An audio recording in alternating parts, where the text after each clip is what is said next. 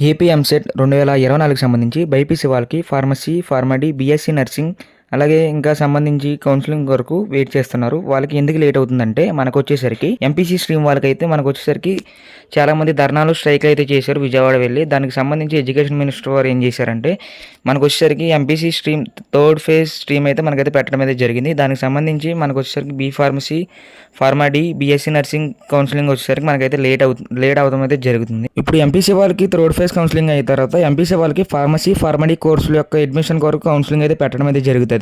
దాని తర్వాత బైపీసీ వాళ్ళకి ఎన్టీఆర్ యూనివర్సిటీకి సంబంధించి BSc nursing, pharmacy, PharmD counselling అయితే పెట్టడం అయితే జరుగుతుంది. దీనికి సంబంధించి మనకు వచ్చేసరికి ఎలా లేదన్నా September 2nd week or 3rd week అయితే టైం అయితే పట్టడం అయితే జరుగుతుంది.